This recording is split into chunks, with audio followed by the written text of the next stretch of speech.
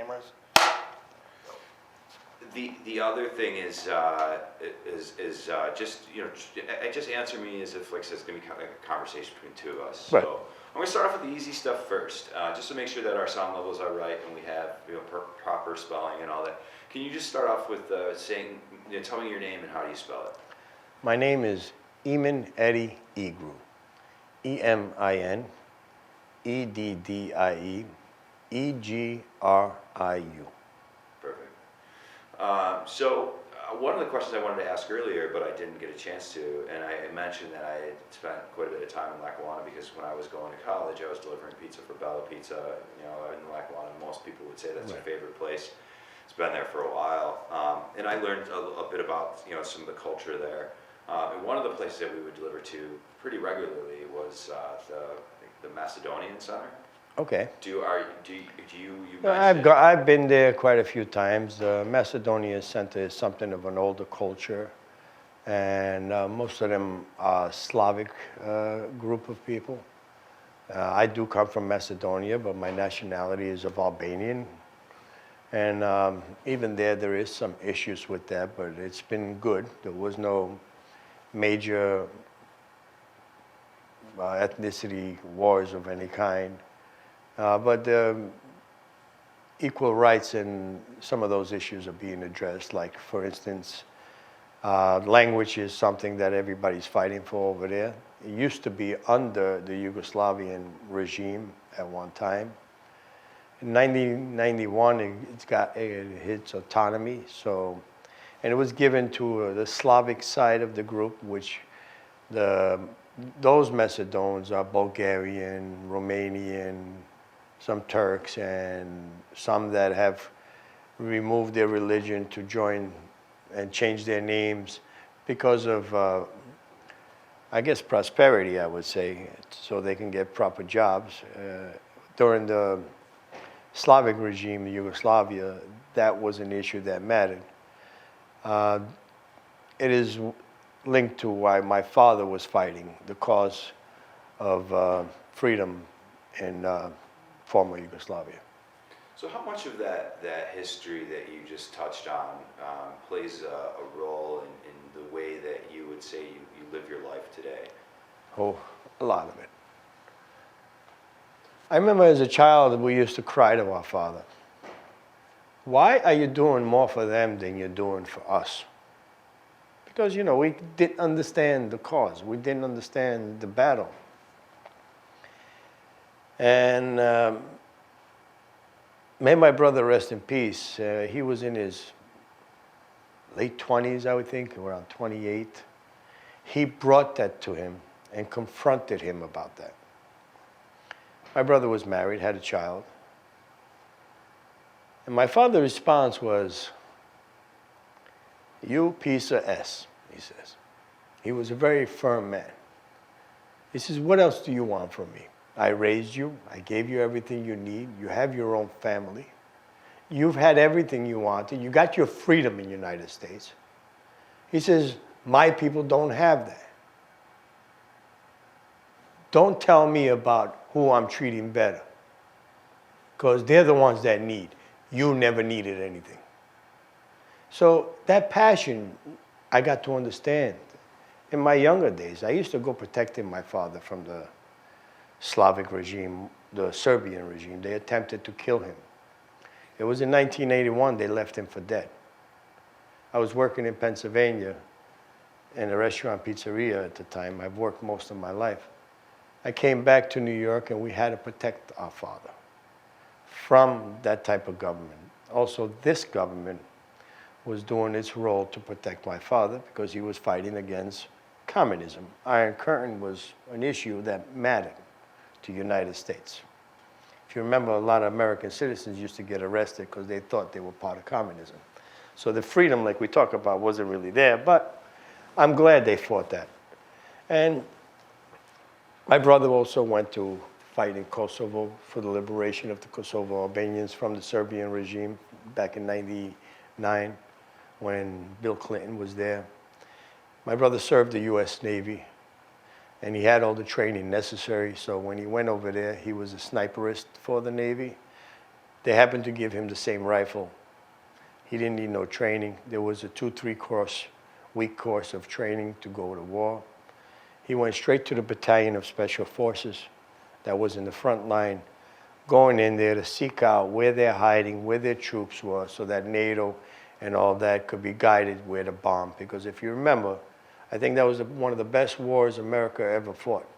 They never sent one body on the ground, not one American trooper on the ground. They coordinated with the people that were liberating that country and won a war without losing the blood. So that's why that war issue is very important to me, because our men don't belong in the Middle East. With all that passion said, I also got involved here. I was all over the radios trying to help them get into the resettling the refugees. Was in Washington to negotiate to make sure it doesn't spread into the rest of the Balkans, because I feel that a pen is stronger than a gun. A pen can do more than any gun could ever do. So that passion was always in me. But me growing up in this country, and his drive and his ambition, I always told myself, wait a minute, it's about here. We're dealing with the same things. We're dealing with people that have been segregated for many, many years, that have not been allowed to prosper equally, whether it's African American or Hispanics or minorities, or women, as everybody else. So that was another passion that I personally got after my mother's death, that I said, you know, every day counts, and I have to do my part to make every day count.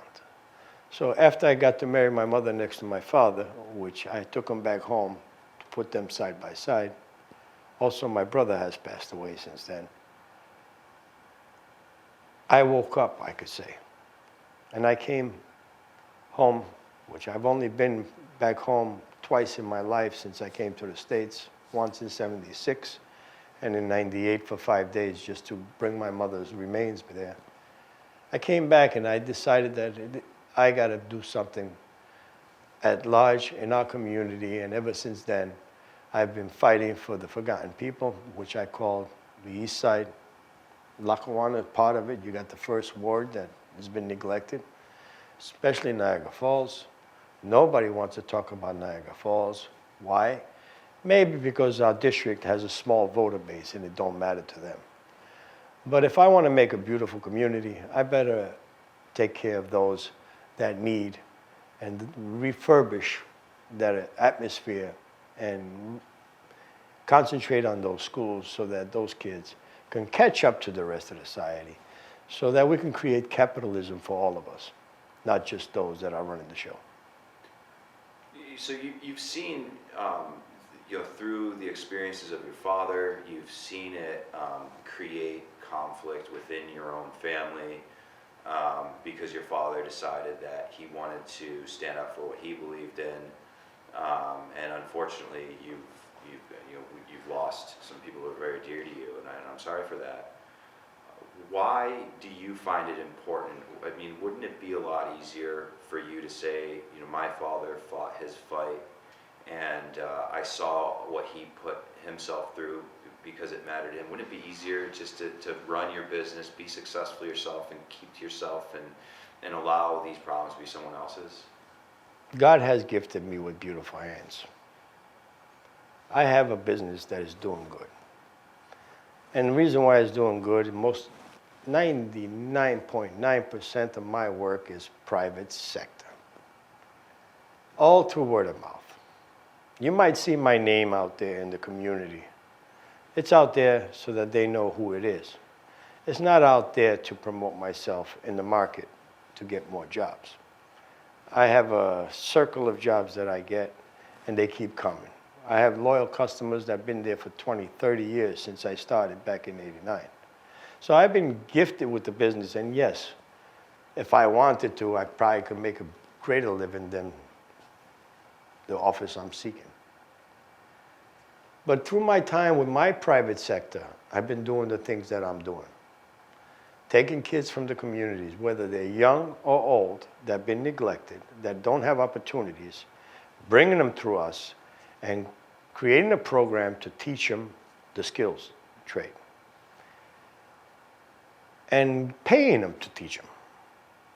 This is what we lack. We take these little groups of organizations that we're funding, taxpayers, and we're creating some of this training.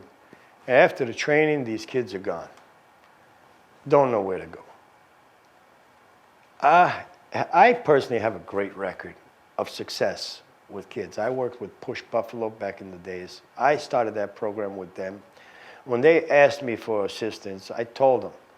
I worked with trainees from Buff State. College students were coming, volunteers and all that. It's a beautiful thing to see people volunteer. But now you only got them for 1 day, 1 week, and they move on. Also, I think it was BOCES, where they do the training over there. They would send their students to me. And I saw the way their program was, and I saw how much their kids cared, and I saw how much mine cared, the ones that I was training with pay, because I kind of treated them more like employees, because they were getting paid. If they didn't follow the rules or they're interrupting with the program, I would lay them off a week so that they could understand the effect of losing a paycheck. And we were teaching them field work, not classroom work. And these kids today come up to me, and some of them, you're talking 15, 20 years ago, thanking me every time they see me. Their life is like this, they're married, they got a home, they're driving, look at my car, and it's all through work. And these are the kids that we throw away every day, boys and girls. And it's important that we address this issue and give everybody an opportunity. Yeah, and it seems as if your philosophy is more of the teach a fish versus give a fish. Definitely. Once again, it would be a lot easier for someone to go back to work. Especially if you're able. And then give it to somebody. Especially if you're an able body. You know, I'm not going to take the food away for those that are not able. I'm not going to disrupt that arena. You know, we have to make sure we have a good, healthy America. We cannot have poverty the way we have it now and have people homeless.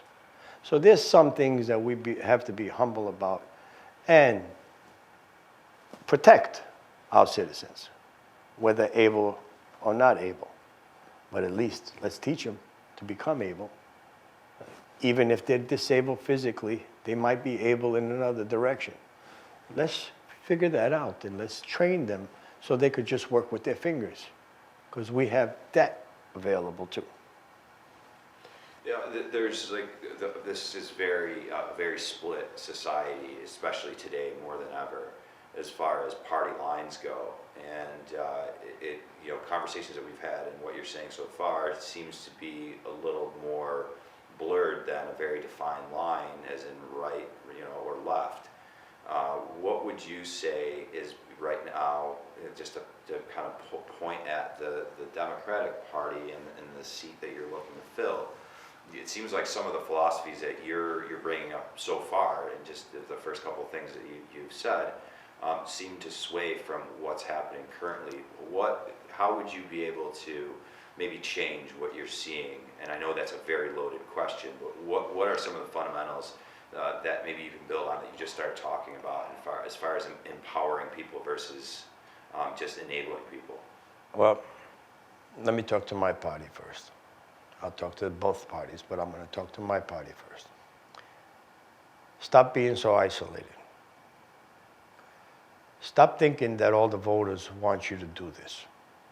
There's many of us Democrats that find you at fault and working just for yourselves, meaning working for the party. To me, the party has become a Ferris wheel. I call it the squirrel on the Ferris wheel that can't get out. Where happened to our true Democrats in the past where we worked with everybody? Now it seems like if you're not a Democrat, you're not even welcome. You go to one house, you're going to find Democrats, husband and wife, and Republican husband and wife. Children, independent, conservative, progressive, you name it. Segregation is at home. So you as a party are segregating us. This is what we have to stop. Same thing the Republicans are doing. Everything is in their circle. And if you don't do anything, you're thrown out of that Ferris wheel.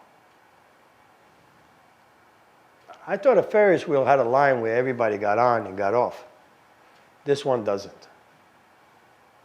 What would be one of the more fundamental things that you would say would be important into stopping that Ferris wheel from this cycle that you can never get off?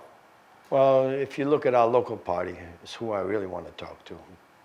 We had 7 women run for recently council seats here in Buffalo, New York. They went after every single one and knocked them off the ballot because they weren't endorsed by the party. So you're not part of the party. You're, again, throwing everybody out. So I'm telling them, get off that wheel. We have to address our community's needs and not your needs. And I'm going to be the guy that's going to bring that to the table. That's going to bring the real problems we are facing, which is, of course, unemployment. You might make a look at it on the reports that you got so much unemployment. But they're only talking about those that are registered for unemployment. What's the unemployment rate among the minority communities? Why aren't you bringing that up? But you want to do the general poll? Doesn't work like that. Stop. Waterfront is not enough by itself. If I'm going to drive through the hood just to get to the waterfront, I might turn back before I get there. I'm speaking as an outsider now. A home, either you fix the whole thing or don't even bother. Let it demolish itself. So stop being favoritism in your own circle. Stop going after all of us that are attempting to come forth and bring true democracy back to the table, because that's what it's going to take. People like me that have no fear, I should say. Congressional seat is not an easy thing. They're going to do anything and everything to try and find whatever I can. I'll tell them right now, I am one of these people out here. So you're welcome to come after me. You're welcome to do your part. But I'm also going to do my part to let everybody behind me know how you neglected them. And like one of the things that's like sales 101, if you're a salesperson, is to, if you get a win, for a client, you do something that's working, always make sure you keep reminding them of that one win, even if you had that one win. Would it be fair to say that the Democrats have used the waterfront as that one reminder that they constantly keep bringing to the surface to maybe distract the public from the fact that Niagara Falls is being neglected and that East Side is being neglected? Oh, yeah. Even the outsiders are a little confused about it because now they have a place to go visit. But he's using that as his prime example. Like he's the champ of the waterfront. I praise him for trying to do things that are right. The canal side is something that should have been addressed. But it's not something that's the only thing that needs to be addressed. Sure, I want to see my city prosper. Great, and we're starting to see investors coming into the table, which that's where we need to focus more on than tax dollars. But let's not fool the community. All this money that you see besides him and these investors that came to the table to invest in the waterfront, they got tax breaks, they got everything they needed. Roads, sewage, new water lines, you name it, all with your tax dollars. And they're still not paying taxes 10 years later because there was a plan to develop it. But that's not the only place that money is being taken advantage of. You own a home, right? Yeah. You need to fix your roof, right? I just had to fix, my foundation actually. Okay. Yeah. Did you get any tax breaks? No. You're the guy that's paying their salary. If we look at our tax base, it's the working men like you and me, small businessmen like you and me, are paying their salaries. They figured out a way to not pay taxes. You and me, we have no choice. And if we don't, we end up, what? Taken down. Yeah. So the waterfront is not the answer to it all. Niagara Falls,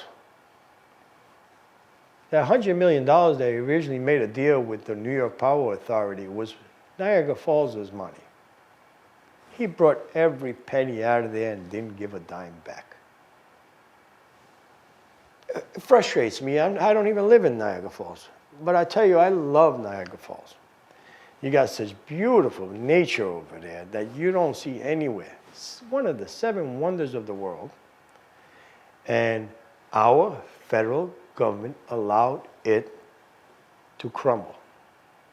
You go to Canada, it's like, you know you're another country. But you would think that country is America because we're the ones that usually built beautiful things. But we let it fall apart. Those citizens, if you go over there, it's actually worse than east side of Buffalo, Lackawanna. I think that's worse than anywhere else. Abandoned homes, boarded up homes. They don't even got the resources to do things. The local government doesn't have much to work with. The deal that they had with Seneca One to get their tax money from the gambling, that's been cut off. So, yeah, you hear quite a bit about if I have to hear why the Skyway has to come down, I think another 100 times, I'm gonna throw up. He's so enamored with this Skyway coming down because it's his win is supposedly the waterfront. But while you mentioned it's a no-brainer to most people to fix up Niagara Falls, and then you've got this debacle with Tonawanda Coke. Never heard him speak about that. oh, he doesn't want to. He was approached by their group many, many times. You know when he'll come? He'll come when somebody like me comes forward. I'm going to give you a perfect example that I saw this morning in the newspaper. He just gave $1.5 million to a training center, a youth training center that will spread the money among the people. That's the only reason why he did that, because I'm here. That's my champion, I should say, of getting people out. But thank God he even brought that much. 6 years ago, when I attempted to do this, he started coming to the east side, into churches. I'm not going to mention names, which churches, but they also play politics. Oh, I'm here, I'm going to do my part. As soon as they removed me from the ballot, the man never came back. But I assure you now, and those listeners, that he is coming. Because we have came up with a platform. He is missing. Has anybody seen him? Still missing. But now that I'm here, you'll find him. It's like he's on the side of a milk carton. Where is he? And, so rather than this you popping up and just deciding, all right, look, I'm every time I show up, he does something to combat the stones I'm flipping Correct. over, right? Speaking. Correct. But if your district would be able to see through this and put you in place, there's a lot of things that you would like to bring to the forefront beyond what we're talking about. We're talking about. Let me finish on that subject, because I'm absolutely. just talking about the east side, and don't get me wrong, those are just some examples. Let's talk about Tonawanda. Let's talk about the canal in North Tonawanda. These other canals don't matter? Those are all working men and families over there. They're the ones with the pickup trucks and the working vehicles that go to work, bring home, pay their taxes and this and that. What has he done for them? Let's talk about Amherst, Grand Island, all these other regions that is in my district. You got West Seneca, East Aurora, Cheektowaga. What have you gotten as a community by your representative? You got the waterfront downtown. Nothing, nothing else. And I praise him for honoring our men and women that have served us, because he loves taking those pictures. But it's not about the picture. To me, it's an honor to see somebody that served get that honor. But he still hasn't battled anything for them. He's one of the guys that voted to continue these operations in the Middle East. He's one of those warmongers that I call warmongers because I've always been against these wars, at least in this style of war, where you put my men and women in the ground in a world that they never see. So, besides that, I'm going to ask you personally, what do you know that he's done for our community since he's been elected in 2004? Once again, very little. I know that, like I said, every opportunity he gets, he's constantly talking about taking on the Peace Bridge. I'm a guy who's from the South Towns. I got my passport and I moved to the North Towns. It's unheard of. But yeah, I'm from Hamburg to to Tonawanda. My wife's from Williamsville, Amherst. So we live there, and I'm surrounded by a lot of people who are essentially just kind of fed up, because you look at there's failure in my opinion in the White House, and then there's also what I've seen is very few good options on the left. So it's just, that's where I am, and I know a lot of people who think like me. Amherst is actually a city. It's no longer a suburb. You got a lot of people living over there. They pay more fair share taxes than all the city together. Why aren't they benefiting all people working to reduce their home taxes, to reduce and provide things that is necessary for that community? So everybody's losing here. I only see the 1%ers. I'm going to go as far as 2%ers, because 1%ers is a little too high up, but there's those 2%ers that are affiliated with the 1%ers, and that's the Ferris wheel he's in. And it's interesting because it's kind of like a wolf in sheep's clothing. Yeah. Because I'm a Democrat, so I'm not included in that 2%. He's a good man, but he lost touch. I'm not here to challenge him of his credibility as a person. I'm here to challenge him of his credibility as what he's done for my community. So this battle is not about personal. This battle is about making things happen. Some of the things that we haven't spoken about that I think most people would just assume it's on a more of a national level. It's not on a local level. But you talk about legalization. You talk about the gun rights and things like that. You've got to start somewhere, right? You can't just say, well, that's somebody else's problem in Washington. It's nothing that I can take care of from right here when I vote at the school down the road from me in Tonawanda. A lot of local issues have to do with Washington. Resources come from Washington. We pay our tax bases federally and all that. We're taking all our resources and bringing it to other nations. I'd rather take those resources, bring it back here, because we're in a stage of need. It's not like we're all living large. We have people that are not healthy. We're letting them rot. We're just letting them go. We have families that worked all their life. Because of medical issue, they lose everything they had. The land of the dream, at the end, what happened to your dream? We have parents that are going into homes because they lost all of that. We have a lot of homework to do, and it's not with just your local councilman or your local representative. It's at the national level, because your tax dollars are being sent places that shouldn't be sent. That's where some of the issues I agree with the other side. We have to create a better trade deal than we have. I've always advocated, and this is nothing new because we're dealing with the issue, I always advocated free, equal trade. I'm selling you a dozen shoes, you're gonna sell me a dozen shoes.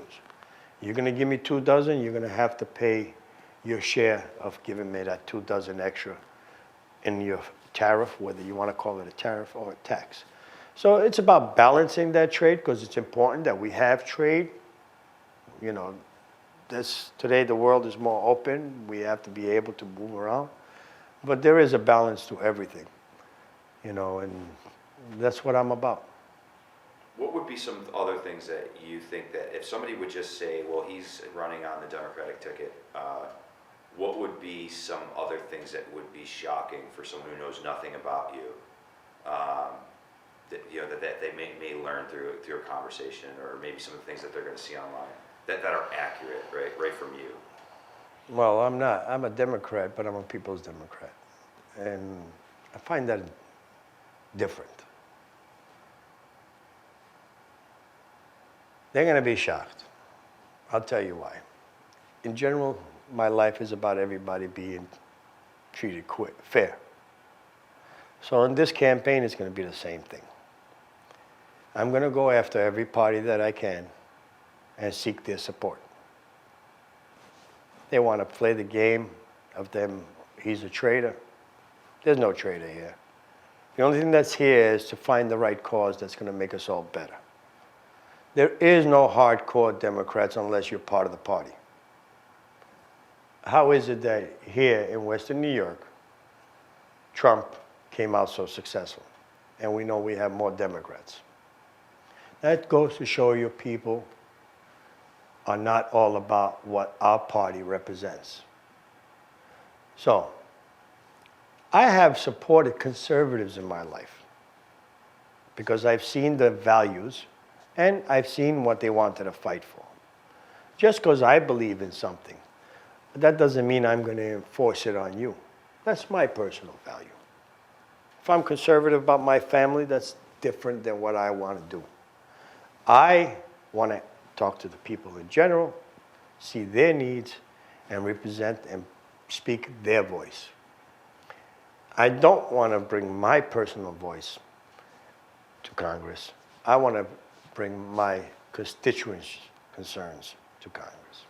Have you felt like, as being a business owner and also just as you're very involved in the political and also the social community, have you found that there's times that you put your personal agenda aside for what you feel is the greater good? Definitely. You have to. Okay, I'm a parent of 4 children. All my 4 kids didn't follow every footstep that I asked them. But you know what? That doesn't mean I had to guide them all the way. As a matter of fact, today they're guiding me. They're protecting me. They're saying, Dad, no. And I'm willing to listen. Because times change. Attitudes change. The environment at home changes. And operation of a company changes. Today we have the internets that can keep an eye on you. If you're doing bad, it's going to get out there. If you're doing good, it's going to get out there. I have made decisions and gone against my own personal belief to compromise and to make things work. And that's what I want to do this time. You haven't seen me in the public media getting into this bitter and batter and bickering back and forth about the Trump agenda. I'm not there to make changes. I'm another voice out here. If he's going to touch on an issue that matters to me, I'm going to speak my voice. But I'm not here to get into that battle because it's not my personal battle. I'm not a representative today. But if I was a representative, I would definitely want to see better investigation going on with the impeachments than what we already have. I would definitely consider the fact that it's going to the Senate, and we know that they're not going to do much about it, instead of just voting yes, man. Because the election is around the corner. I would have considered, which that option wasn't on the table, and everybody had it there. I would consider if Nancy Pelosi had done the right thing, she would have said, you know what, I'm not going to send this impeachment forward. I'm going to let the voters decide. I think that would have been the best thing to do than what is going on right now. So does that make me a Democrat? No. That opens me up to logic. Do you smoke weed? I have. What do you feel as far as the legalization That of should be marijuana? removed from the crime association any time of the day. I've been battling against marijuana, laws of marijuana for years. I was probably one of the first people in 2014 to come up in front of the correction facility to talk about hemp and marijuana, how it should be legalized, how we have labeled us kids and took away their privileges to attend colleges and get grants and all of the above. And how many, even today, study shows that majority of the people that get arrested for that is minorities. So again, I'm against segregation, and I tell people, if you want segregation, just go home. You'll find it at home. What about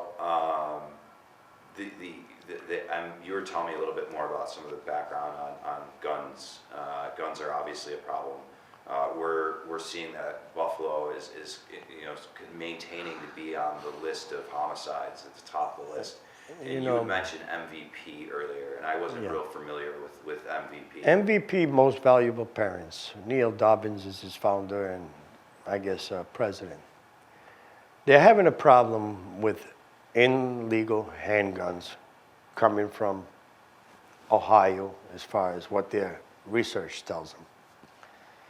And they're saying that they kill more people than the rifles or the machine guns together. There's so much crime and kids being killed right here in Buffalo with illegal guns, and it's not machine guns. So that is something I would support 100% against the illegality of guns, but I would not support any form of people that have the right to carry a gun, that are legal-abiding citizens, and all of the above. This agenda needs to be addressed in most metropolitan areas because illegal guns kill more people than legal guns. So then that would also be another one of those items that I think the right and the conservatives or the Republicans or however you want to phrase it, it's just, we need our guns and how dare you take them away. You once again seem like you're in the middle. You've got a strong stance about illegal guns. I'm in the middle with logistic. That's what's right. I don't want to take your gun away. No way.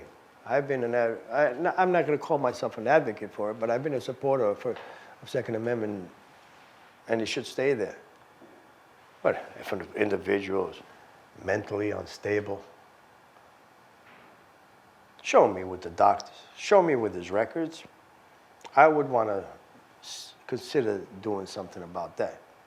But you're not going to come up to me and bring me an individual that lives in the farm, never committed a crime in his life, fully stable, that my government is going to go in there and take his arms when he has the right to carry those arms. No, I think America needs to be armed and have the right to carry them. Other issues like illegal stuff, that's another game. We're talking breaking laws.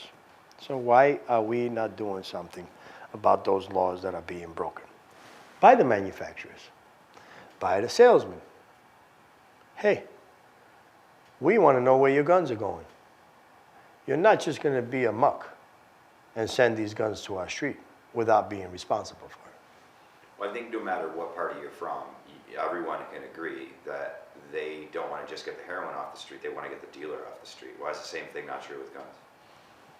Well, when they bust a guy that's using the heroin, they tell him, we'll let you go if you tell us who the dealer is. Like you said, why aren't we doing that with guns? But it's such a black market. It's actually one of the biggest markets in the world, especially with the wars that we have. We have all that ammunition that I think was part of us going into the ground to start fresh, instead of letting those shells rot in our shell. And those shells rot in our warehouses where they can't be used no more. So gun trade, illegal guns is one. Our pharmaceutical industry is another, and our big boys are the other.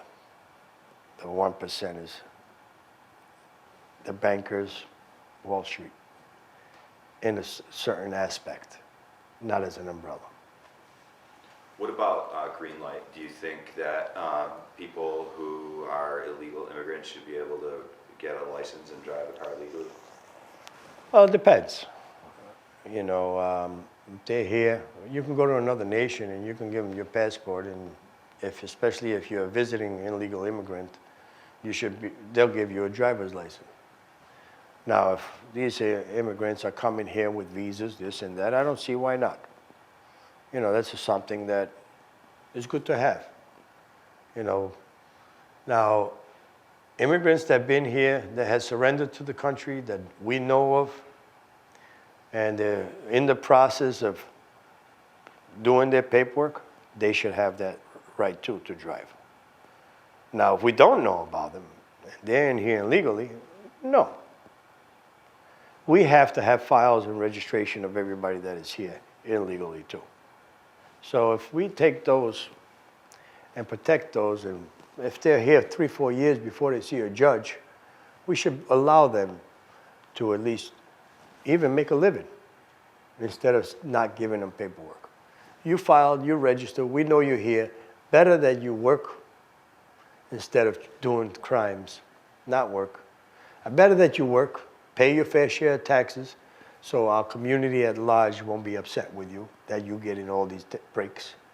So yes, I agree in certain point. There's a few things that I don't agree with. And automatic registration should be for every birth that's an American of voting. Immigrants, without having that official citizenship card, should have no right to vote. Gotcha. That makes sense to me. I mean, I think we've gone over quite a bit here. I know Jeff had some things on his mind that he wanted to chime in on. Is there anything that you feel as if we didn't chat about that's really important? We didn't chat about the war. Okay. So let's chat about the war. And our general that just got killed in Iran. Oh, the most recent, yes. The Iranian general, I I should say. yeah, that was like I just can't believe I didn't bring that up. Yeah, well, he was out there sort of playing two roles in life, my personal belief. The role of expanding the Iranian agenda and the role of fighting against us secretly. I'm not here to protect that man, and that was the way to battle a battle if we get into any further wars. Go after those that are organizing it, not after the general public. Right now, even at this moment, if I was in charge of my troops, my first order would be get every man and woman out of there. Yeah, ISIS came back. That's got nothing to do with us leaving the country. That's internal problem. We still can target those kind of things without going internally. We can let them fight for their own freedom, unless there is some mass murder going on where people are getting bombed. Get my men and women out of there. We don't belong in Iraq. We don't belong in Libya, and we don't belong in Afghanistan or Syria. Now, if these governments that format themselves, yes, we should be there. I'm not saying to abandon them altogether. But how many years of training are we going to do with sacrificing our own men and women? No. Bring them all to safe zones.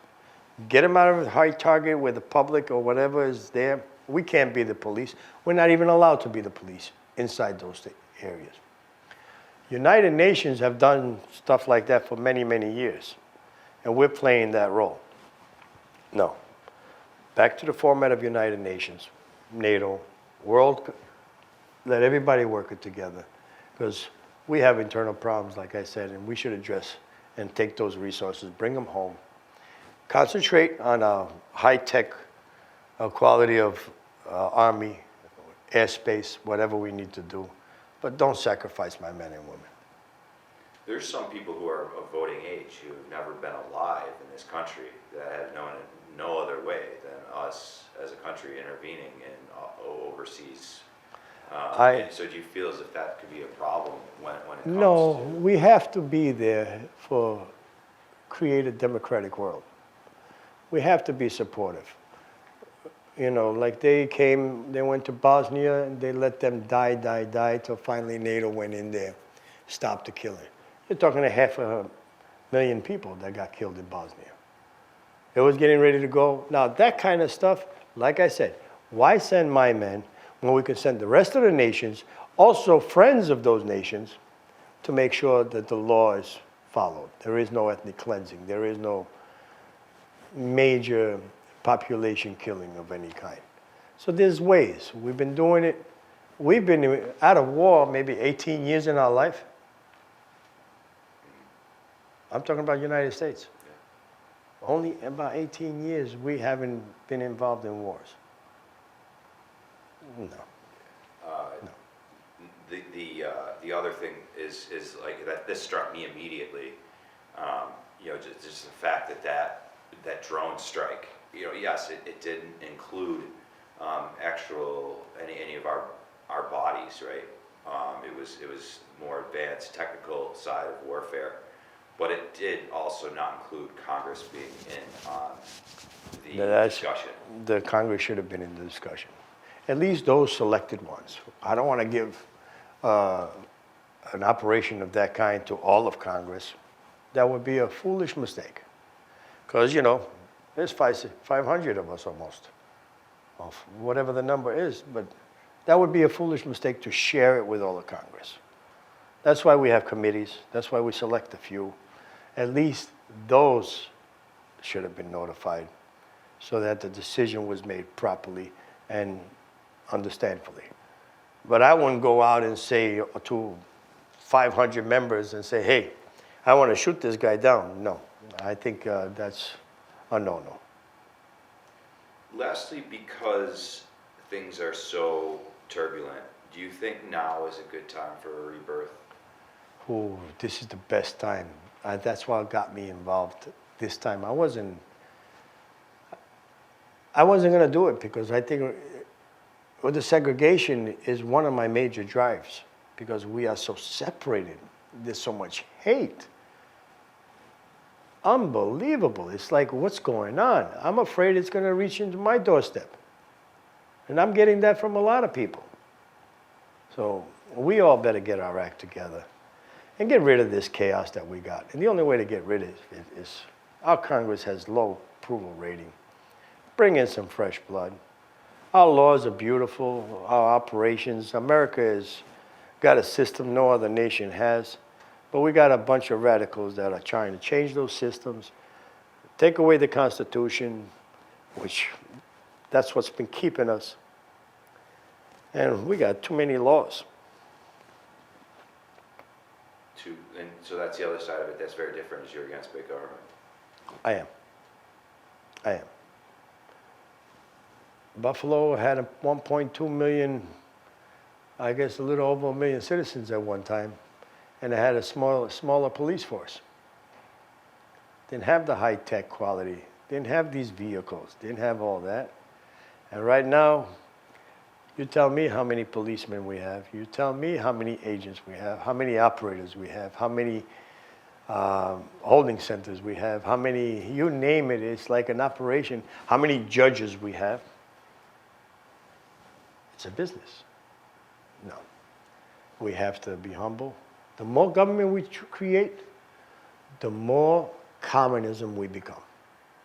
Because it's going to be them that's going to rule everything. The people need to understand that communism is coming in a way that you don't realize with all these laws. These are things that communism did to you. You can't do this, you can't do that, you can't do this, you can't say this, you can't say that. Isn't our government going after freedom of speech? Aren't people getting arrested for speaking their mind?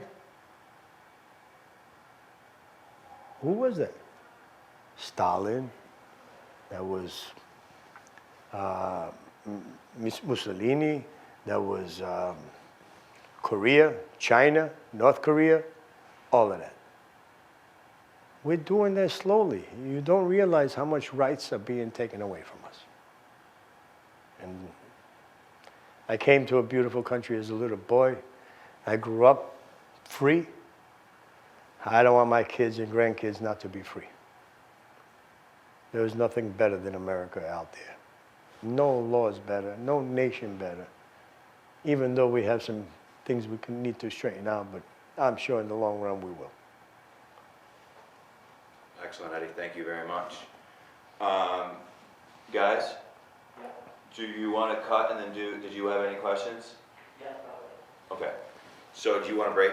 Yeah, just 2 minutes. Yeah. Let's That's kill the too lights, many. let the room cool down a little bit. For sure. Yeah, it's a little hot.